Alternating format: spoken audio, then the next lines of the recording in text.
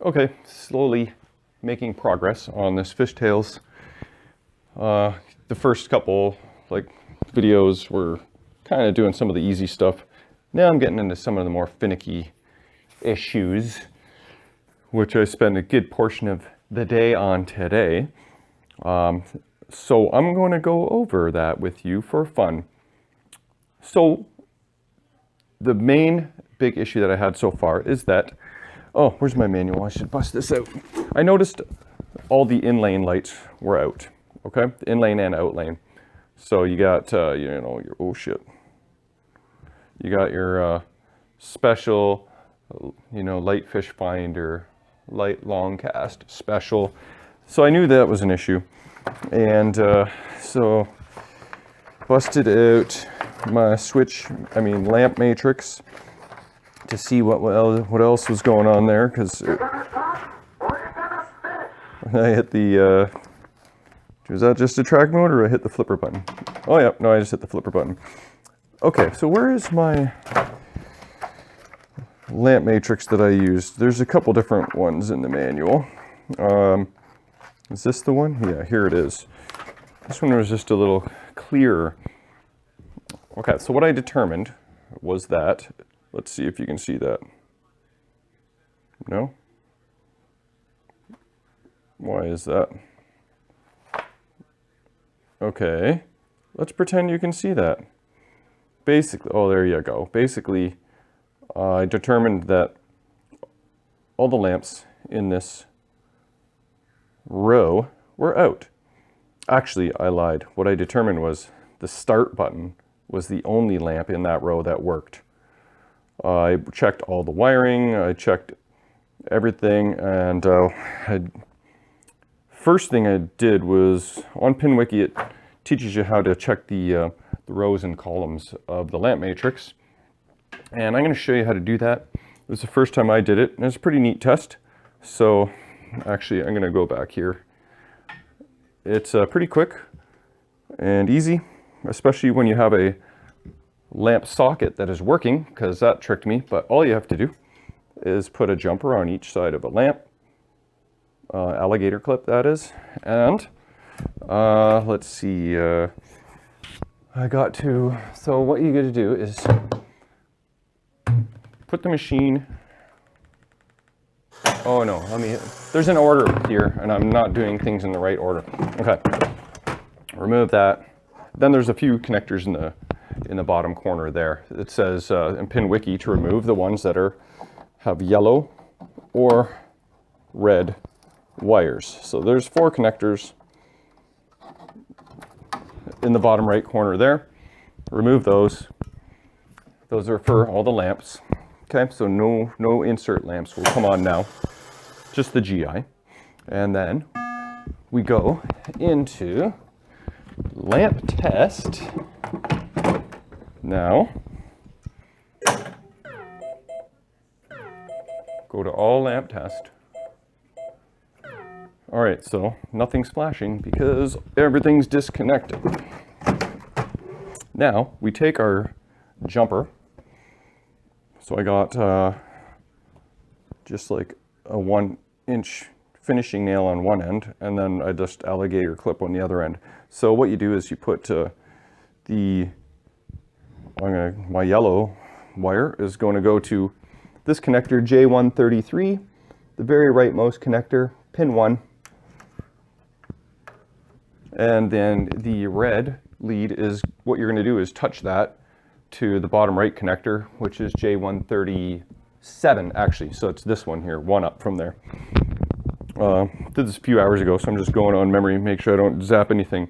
So once I touch each of those pins, that will represent each of the rows. So 8 rows, basically. Let's just show you instead of talking about it. Okay, so I'm touching pin 1 of J137. And look at that.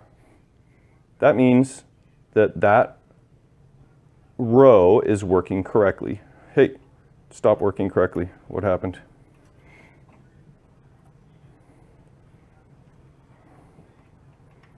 What? I hope I didn't just break something. Did I blow my bulb? What happened there? The bulb must have just blown. Can you believe that? I don't even have one very close by. So hold on, I'm just gonna pause for a second.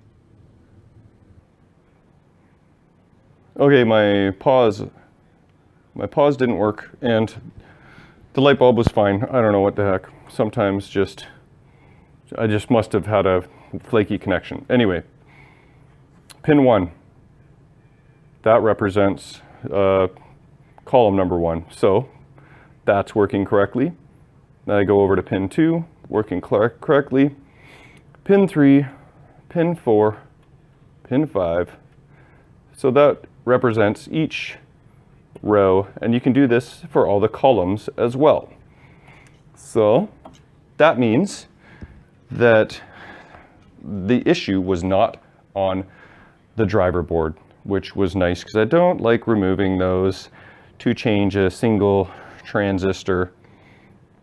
So I didn't have to do that. So the next thing was to try and trace the wiring, check all the wiring at each of the bulbs. I also, I determined that, actually I should reconnect all this. I determined that, it's the red gray wire. That is the common wire for all of those bulbs.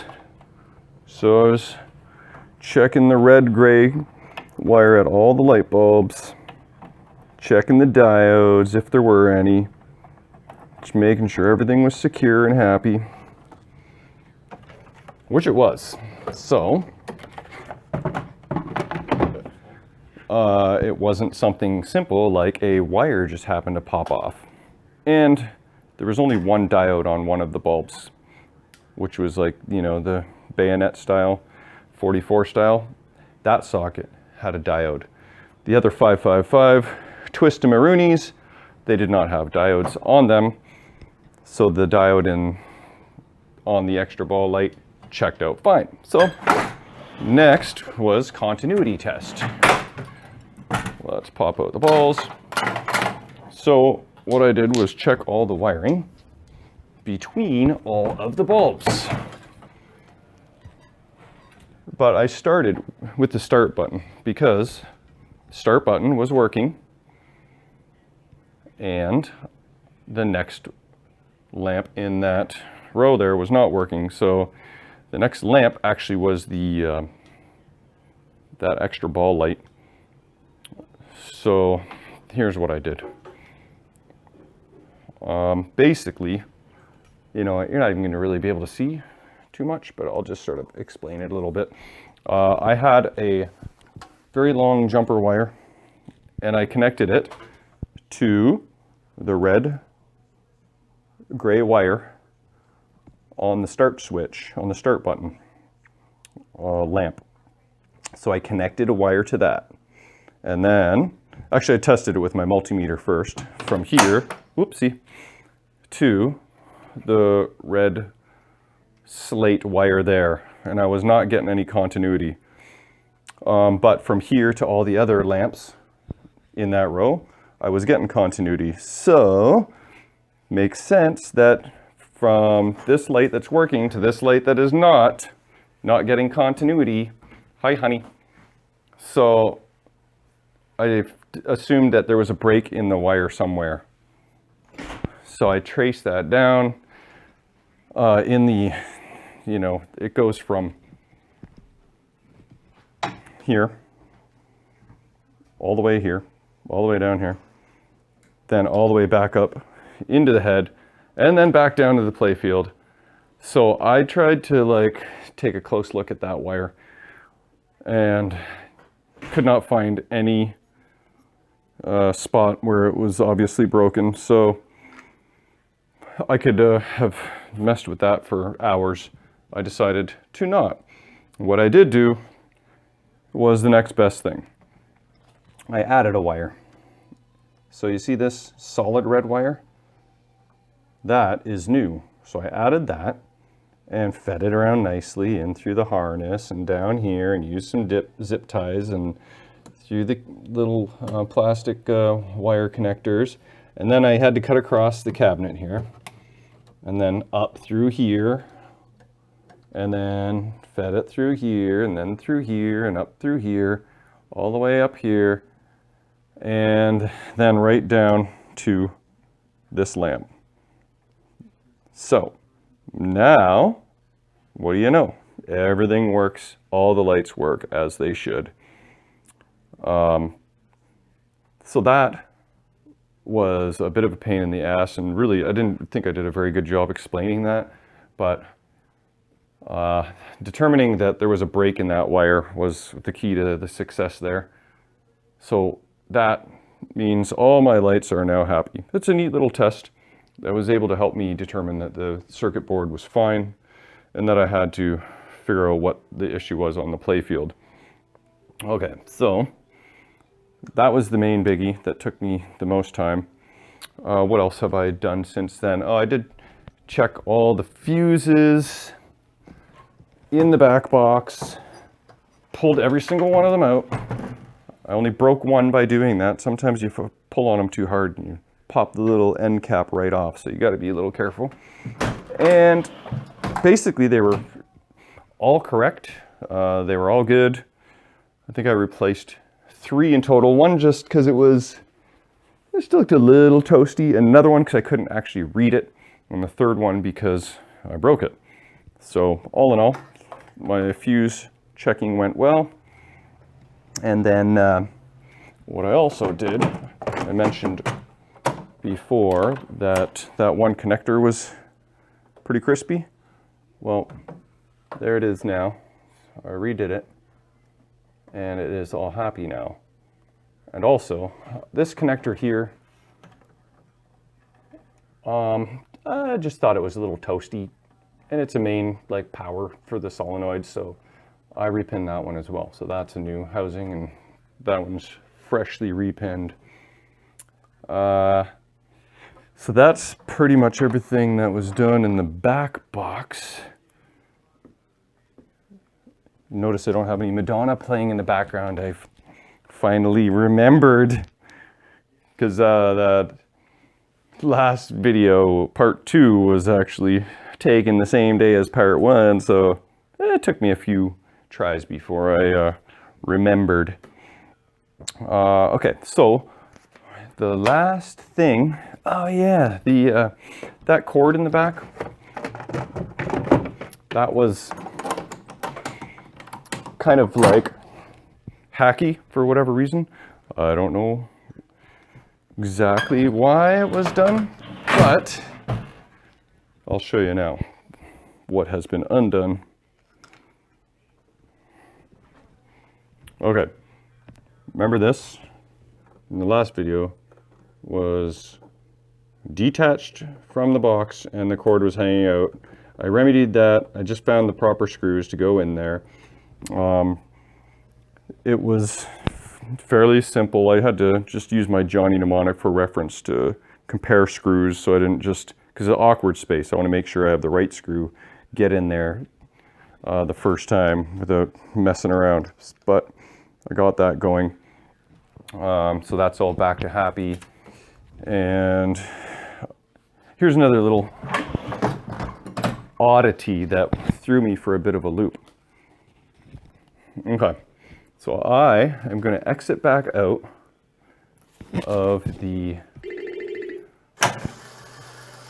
test menu there. Yeah, it's looking for balls, but okay, here's one thing that threw me for a bit of a loop. When I hit the begin test button, you will hear a solenoid fire, and it's the like catapult right about there that launches the ball around the playfield. Okay, check this out. Listen for that. Hear that? What the hell? When I exit the menu, it will fire again.